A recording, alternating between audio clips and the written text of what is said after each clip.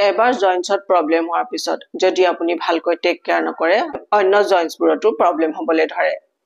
কেতিয়াবা vitamin D কম হোৱাৰ কাৰণে অস্টিওপৰোসিছৰ ৰিস্ক বহুত গুণে বাঢ়ি যায় ভিটামিন ডি আৰু ক্যালসিয়ামৰ ডেফিচিয়েন্সিৰ কাৰণে আমাৰ হাড়বোৰ উইক হ'বলৈ ধৰে আমি ধৰিবই নোৱাৰো এই ভিটামিনৰ ডেফিচিয়েন্সিৰ কাৰণে আমাৰ এই প্ৰব্লেম হৈছে বা আমি এবাৰ ভাবি নাচাও আমাৰ শৰীৰত কিহৰ কাৰণে এইটো প্ৰব্লেম হৈছে মই কিমান দিনৰ পৰা কি আহাৰ খাই আছো আৰু মোৰ শৰীৰত কি ভিটামিনৰ আৰু মিনাৰেলছৰ কমি হৈছে আমি নিজৰ শৰীৰটো ভাৰ ডক্টৰৰ ওপৰত এৰি পেলাই আমি নিশ্চিত হৈ থাকো যে ডক্টৰ আছে আমাক ঠিক কৰি দিব হেতু কিমান দূৰ সমীচিন এবাৰ ভাবি চাব আপোনালোকে কাৰণ ভগৱানে এটা সুস্থ ব্ৰেইন সকলোকে দিছে সুস্থ মন এটা সকলোকে দিছে আজি যে সলিউশনৰ কথা ক'বলৈ গৈ আছো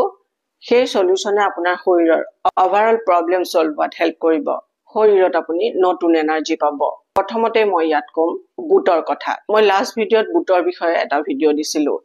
এই ভিডিঅটো আপোনালোকে যদি চোৱা নাই এটো চাই ল'ব পাৰে কাৰণ এই ভিডিঅত খুব ভাল কিছু কথা কোৱা আছে এটো চাই ল'ব পাৰে কিন্তু আজি কম মই হুকান বুট নহয় উহুৱা বুটৰ কথা কম আজি